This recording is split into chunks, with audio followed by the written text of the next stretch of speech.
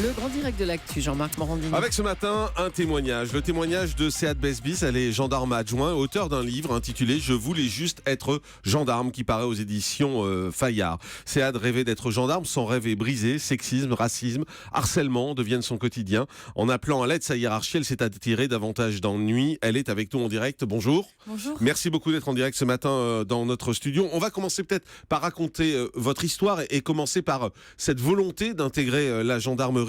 Vous vouliez intégrer la gendarmerie parce que c'est presque une histoire de famille au fond. Bien sûr, exactement. J'ai grandi dans un petit village comme je l'explique dans mon livre. Et pour moi, la gendarmerie, ça a toujours été comme une famille parce qu'ils étaient au quotidien, on les voyait sur diverses interventions. Et comme les petits villages, tout le monde se connaît. Voilà. Et je voyais que c'était des personnes qui étaient au service des gens. Et je me suis dit, ça c'est fait pour moi. Ça, vous aviez envie d'être gendarme. Et les problèmes ont commencé à quel moment pour vous ? Dans la gendarmerie, vous voulez dire. En fait, dès l'école, il y avait des petites blagues graveleuses, du sexisme, mais je n'y prêtais pas vraiment attention. Mais c'est du sexisme ou c'est de l'humour un peu vulgaire et un peu macho ? J'essaye toujours de faire un peu la part des choses. Quand c'est de l'humour et que c'est dit de manière neutre, ça fait rire. Mais quand on vise une personne à plusieurs reprises, sur plusieurs jours, ça en devient vite lourd. Mais comment vous faites la différence entre les remarques sexistes et le fait de vous draguer ? Parce que vous êtes jolie. Je vous ai en face ce matin dans le studio, donc on voit, vous êtes une jolie femme. Donc il y a aussi peut-être une façon de vous draguer, non ? C'est pas ça, simplement ? Non, enfin, je sais faire la part. Je pense, en tout cas, faire la part des choses. Quand on me drague, en général, je suis toujours correcte et je dis, écoutez, ça m'intéresse pas, ou alors si ça m'intéresse, je le fais comprendre. Mais en tout cas, je sais faire la différence entre de la drague et des blagues graveleuses. Alors, dans votre livre, vous racontez ce qui s'est passé entre janvier 2013 et mai 2014, alors que vous étiez en poste à la brigade territoriale de Noisy-le-Roi. C'est dans les Yvelines, et tout a commencé lors d'une patrouille avec l'un de vos supérieurs. Exactement. Qu'est-ce qui s'est passé ? Ce qui s'est passé, c'est qu'il s'est stationné près des résidences privées. Et à ce moment-là, il a coupé le contact et tout feu éteint. Et il a commencé à me dire on va peut-être faire la grande élite cambriolage. J'ai tout de suite su que ça n'avait rien à voir avec ça, parce qu'on n'était pas près des habitations déjà. Et ensuite, il a commencé à me dire, voilà, comment ça se fait qu'une fille aussi jolie que vous, soit célibataire, est-ce que ça vous intéresse une histoire d'un soir avec un officier ? Là, j'ai dit, écoutez, stop. Ça m'intéresse pas du tout. Je veux faire comme si je n'ai rien entendu. Voilà, stop. C'est stop. Et ensuite ? Et ensuite, ça a changé. Son comportement a changé au jour le jour à la brigade. Il a été plus froid. Il me disait, les tâches de merde, c'est pour ma gueule. Clairement, c'est selon ses termes. Des petites insultes. Donc les autres surenchérissaient vu que c'est le supérieur et que certaines personnes veulent faire plaisir en quelque sorte au supérieur. C'est-à-dire que c'est toute la brigade qui s'est liée en fait contre vous ? Je veux pas dire toutes. Certains sont restés neutres, mais d'autres ont voulu faire plaisir au supérieur en y mettant aussi leur grain de sel. Il y avait d'autres femmes dans cette brigade ? Oui, tout à fait. Et comment elles ont réagi ? Elles ont été très muettes. Ça m'a beaucoup surprise. Parce que bon, je veux dire, ça peut leur arriver aussi, mais elles ont été très muettes. La seule chose qu'elles ont dit, c'est écoute, tais-toi, c'est mieux. Voilà. Alors, j'ai pas trop compris. C'est-à-dire qu'on vous demandait finalement de baisser la tête et de ne rien dire ? Voilà, on m'a dit écoute, tais-toi, passe ton concours et pars de cette brigade, tu t'en fous. J'ai dit oui, mais moi je trouve pas ça normal parce qu'à la base je rentre par vocation. Donc je veux combattre les injustices. Donc si les injustices sont à l'intérieur de l'institution, je peux pas accepter ça. Comment faire la morale aux gens à l'extérieur si à l'intérieur de l'institution on accepte ce genre de comportement délictuel ? Mais pourquoi vous avez voulu en parler publiquement ? Parce qu'en fait, j'ai déjà voulu arranger cela en interne. Parce que beaucoup ne le savent pas, mais ça fait plus de 3 ans que j'essaie de signaler ces comportements. Donc j'ai voulu arranger ça en interne avec l'inspection générale de la gendarmerie, qui m'a dit écoutez, il n'y a pas de fumée sans feu. Si vous étiez moins féminine, tout ceci ne serait pas arrivé.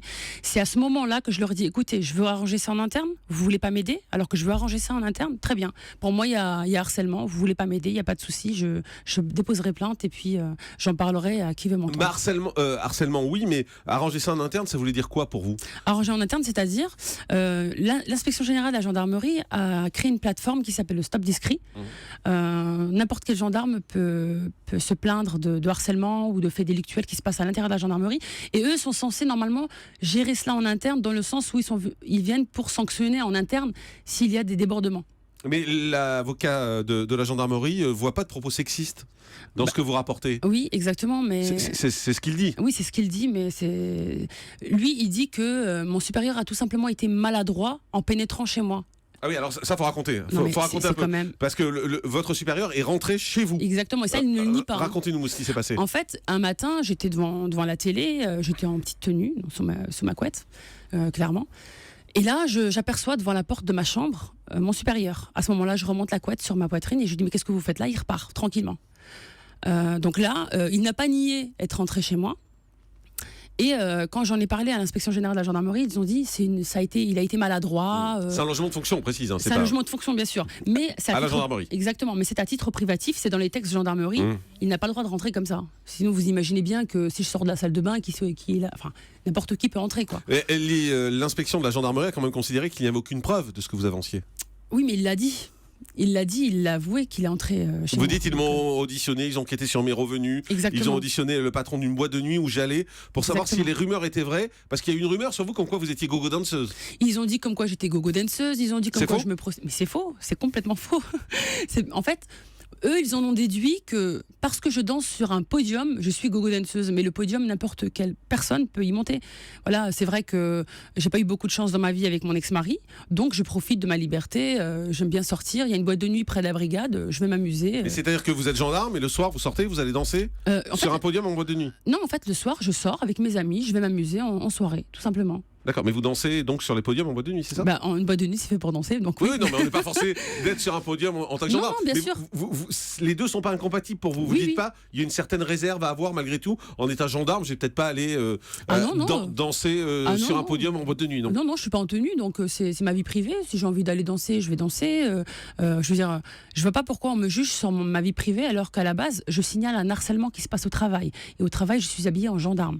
Donc ils n'ont pas à me juger sur ma vie privée. Mais est-ce qu'il n'y a pas justement un mélange entre le regard qu'ont les gendarmes professionnels par rapport à ce que vous faites dans votre vie privée? Est-ce qu'on se dit pas, elle est un peu légère, voilà, pour employer un mot. S'ils pensent que le fait d'aller sortir en boîte pour danser, c'est être légère, je pense pas être la seule. Beaucoup de gens en gendarmerie, hommes et femmes, sortent en boîte de nuit pour les côtoyer, souvent. Vous dites, ils n'ont rien trouvé sur moi, on m'a mise au placard, on aurait maladie d'office, sans m'avoir ausculté. Aujourd'hui, mon contrat a pris fin. Exactement. Mais vous voulez toujours être gendarme? Exactement. Pourquoi? Parce que c'est ma vocation, et comme je le dis à chaque fois, je ne mets pas en cause l'institution, parce que c'est une belle institution. Je mets en cause l'individu, c'est-à-dire la personne qui porte l'uniforme et qui, de par son comportement délictuel, salit cet uniforme. Mais là, avec votre témoignage, vous donnez votre nom, si on est sur europe1.fr, on peut voir votre visage. Vous n'avez pas peur que ça vous empêche de retourner dans la gendarmerie? Vous n'avez pas peur que du coup on se dise, mais voilà, on peut pas lui faire confiance, parce qu'elle va parler dans les médias. On sait, la gendarmerie, c'est quand même le silence. Oui, on ne doit pas parler. C'est pas qu'on ne doit pas parler. Moi, je pars du principe que je n'ai rien à me reprocher, je n'ai pas à me cacher, parce que je signale un délit. C'est l'une de nos missions, signaler les délits. En tant que gendarme, on est là pour signaler les délits et les réprimander. Donc, je n'ai fait que signaler le comportement délictuel d'un tiers commis sur ma personne, donc que ce soit gendarme ou non.